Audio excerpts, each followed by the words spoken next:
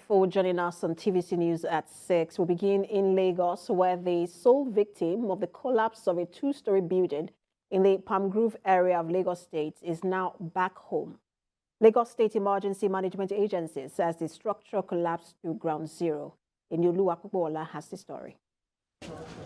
Just before midnight on Wednesday, a two-story building in Okiarin Street, Ilupeju area of Lagos, came crumbling.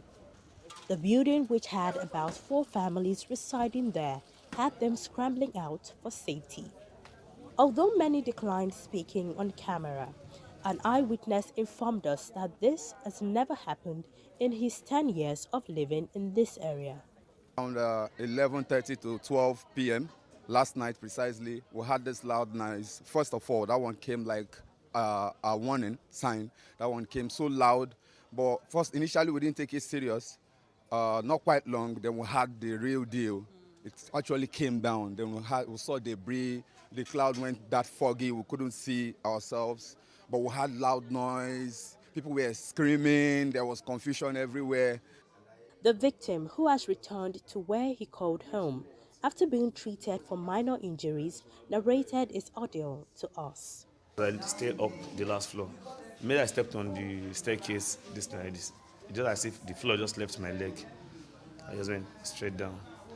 So I was even trying to look for inside darkness, maybe try to look for how to, because the space there was just from like here to here. So I was scrolling throughout the whole this thing for like 30 minutes or an hour. I now saw a touch. So I think I had to now start bringing and start stoning outside through the hole. So I think he touched somebody outside and I said he's here.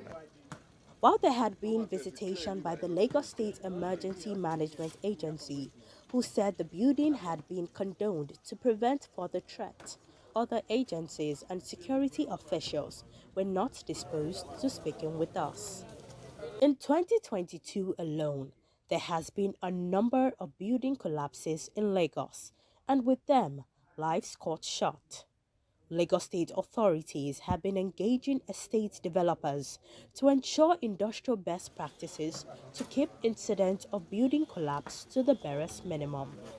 In the meantime, residents in this area are hoping that there will be no reoccurrence of such again. In Yolua, Bukola, TVC News, Lagos. And still in Lagos, the recent boat mishap in the state has stirred concerns about the safety of the waterways. Correspondent Theophilus Elama takes a look at the issues that has come up, looking at the fears of residents and what can be done to avert such trend. His report. Lagos is home to over 20 million people. Its commercial status attracts people from all parts of the country. The influx of people makes commuting difficult daily, as large number of people move by road, avoiding other means of transportation. The waterways is an alternative means of transportation, with about 15 routes connecting different parts of Lagos. A boat trip from Akure to Lagos Island is said to take between 30 and 35 minutes on the average. While Lagosians are warming up to the prospect of water transportation to ease movement, recent incident is beginning to create fear. Recall that about 17 bodies were recovered after a boat mishap that occurred between Mile 2 and Ibeshe axis. I observed that majority of the people inside the flying boat are not on life jackets. That's number one. Two, overloaded. Three, the time they came here was wandering. It was because the regulation of this water is no boat should fly this water anything 6 o'clock. According to an investigation by Daily Trust, over 250 people have been killed in 2021 as a result of boat mishaps in Nigerian waters. While this is a staggering figure, one wonders just how much priority is placed on security on the waterways, if there can still be situations where an unlicensed boat will ply our waterways.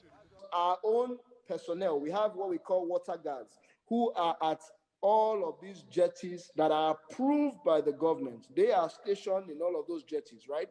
Now, they are those jetties and they close by 7 p.m., right?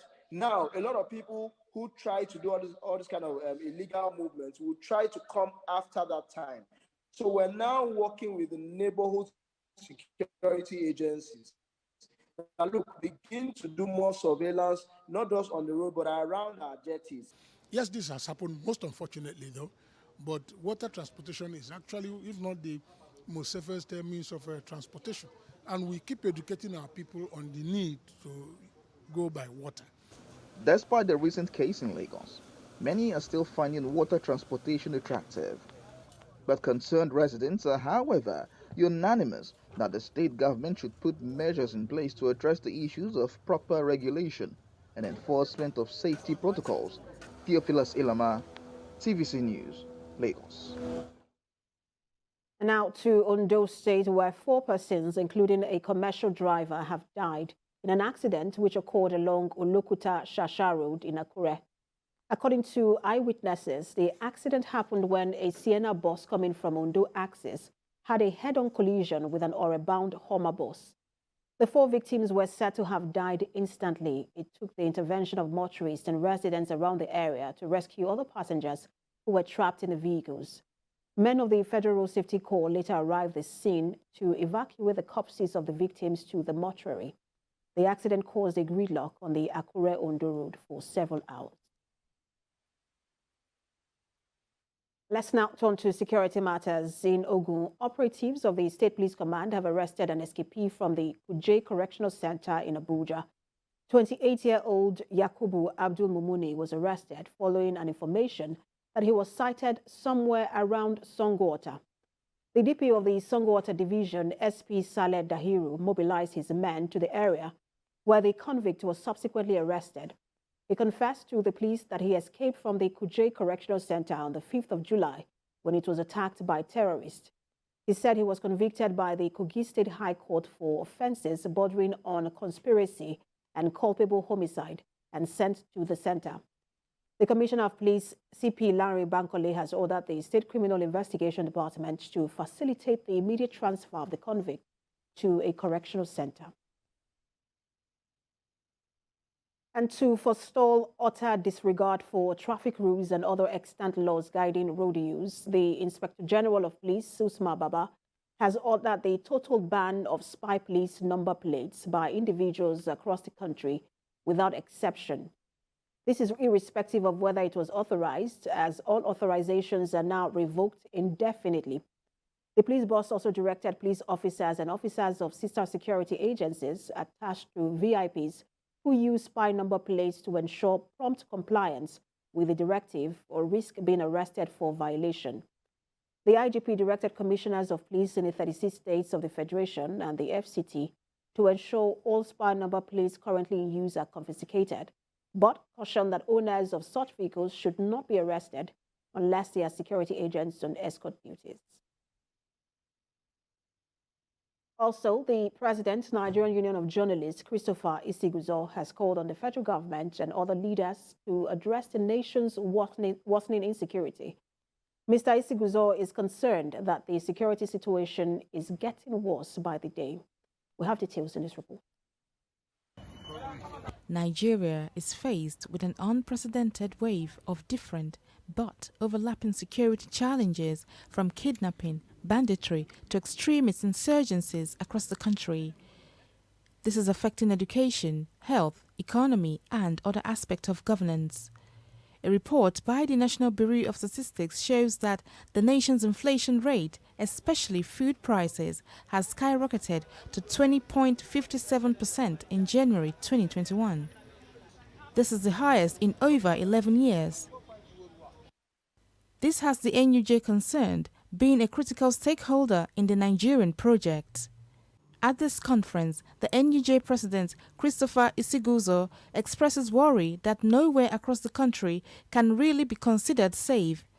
But he also commended the federal government's effort to restore peace to the nation. He urged politicians and well-meaning Nigerians to come together to encourage the spirit of unity and oneness. People are unconsciously being caged into the gulf of disunity that would not do the country any good. In this wise, the NUJ wishes to call on politicians to save the country the pains of further eroding the fragile unity of the nation and should instead work towards the promotion of values that would enhance the unity and oneness of the Nigerian people.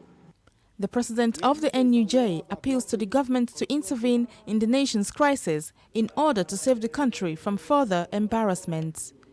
Maria Mohammed, TVC News, Abuja. Thanks for staying with us. Ahead Saturday's governorship election in Osun State, candidates of political parties contesting the polls have signed a peace accord. This is coming barely 3 days to the gubernatorial election. Convener of the National Peace Committee, Bishop Matthew Hassan Kuka, said violence is a fundamental threat to Nigeria's democracy. He charged the candidates and politicians to see the signing of the peace accord as a symbolic commitment to democracy, adding that Nigeria desperately needs a peaceful environment.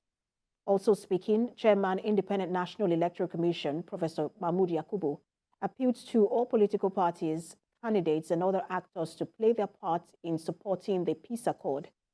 A representative of the Inspector General of Police, DIG Johnson Babatunde, also appealed to political actors to play by the rule of the game. And still in Osun State, some members of a coalition of civil society organizations are asking the Independent National Electoral Commission to take a step further by ensuring a free, fair and credible election on Saturday. We have details in this report. Speaking at a press conference in Lagos organized by the Civil Society Committee for Anti-Fraud Election Security, the chairman of the National Consultative Forum, Professor Patutomi, said INEC must tackle any form of vote rigging or election fraud in the forthcoming Osun governorship election in few days. Found is that the legitimacy that the ballot box confers has been taken away from our democracy by vote rigging, vote buying, and all kinds of undemocratic processes that have come to define our democracy. Underscoring the critical importance of the establishment of a highly functional anti-rigging war room, which will help to track, identify, and dismantle the already existing vote rigging mechanism, the group said they will immediately create the required anti-rigging war room, scheduled to run from Wednesday 13th July 2022 to Saturday 16th July 2022, for the aim of monitoring, tracking, and countering ongoing fraudulent practices both before and during the election. We must make sure that Osun election is presented to the world that Nigeria has changed. The people who own Nigeria are the people, the common man, the young people, the women, the men. Once that is done, I assure you, things will start turning around. Convener said the group has started sensitization, training, and recruitment, mobilization, and deployment of youth as volunteers for the word-to-word and polling unit-to-polling unit anti-rigging ballot monitoring exercise. The same people still manipulating and driving the structure. It bothers me that Nigerians are not thinking about that aspect. That's why we all have to come out to ensure that we safeguard the Osun election against all forms of rigging. For the group, the arraignment of electoral offenders should serve as a deterrent to all electoral offenders and prevent any form of impunity in the Osun State governorship election fixed for July 16, 2022. Ademola Lawrence, TVC News, Lagos. Away from Osun State, but we're staying on politics. The nomination of Senator Kashim Shettima as APC's vice presidential candidate is the wisest choice the party's presidential candidate, Asiwaju Bola Ahmed Tinubu, could have made. This is according to Borno State Governor Babagana Zulum. He disclosed this in an interview with TVC News at the Government House, Maiduguri. Jesse Tafida reports. The news of the nomination of Senator Kashim Shettima as APC's vice presidential candidate by the party's presidential candidate, Asiwaju Bola Ahmed Tinubu, has been welcomed by many. Because I know it's His successor, Governor Babagana Zulum, while speaking with TVC News, described Senator Kashim Shettima as a patriotic Nigerian who understands the complexities of the country. I'm convinced that Bola Tinubu will find in him very good characters. His humility, his dedication and hard working need not to be overemphasized. Governor Babagana Zulum explained that Mr. Shettima has very deep knowledge not only of the Nigerian economy but also of the world issues and will no doubt use his understanding to evolve the sector. Most importantly, he's a true nationalist. When he was the governor of Osun State, he has appointed many non-indigents as special advisors and advisors. There's one very important in him that I need to mention it, which is inclusivity in his administration. Others who spoke with TVC News see Senator Kashim Shettima as the most suitable candidate to run as vice president. Shettima is a person that you can find a Nigeria in him. He knows what the politics is all about. And if you look at the Muslim ticket people are crying about, Shettima is one person that is very fair to all. When he was the state governor, he made sure that the Christian pilgrims was the highest in the country. All the churches that has been burned down, Shettima made sure that they were renovated. I will assure you that he will inshallah deliver, and he is very loyal person, he is very pragmatic person, and he is able to the task. Many in the state are of the view that the 55-year-old politician will enrich the fortunes of the party with bright chances of victory in the 2023 general election. Distinguished Senator Kashim Shettima deserves that exalted seat because of his doggedness, because of his experience, his capacity, capability, and above all, loyalty to his principle. He has all it takes, he has the requirement, he has the experience, he has a vast quantum of knowledge to be in that particular exalted office. APC stalwarts in Borno believe that Kashim Shettima has over the years proven his mantle as a assured and progressive politician whose 8 years as governor of Borno State was a defining period for both the state and country. Jessie Tafida, TVC News, Maiduguri.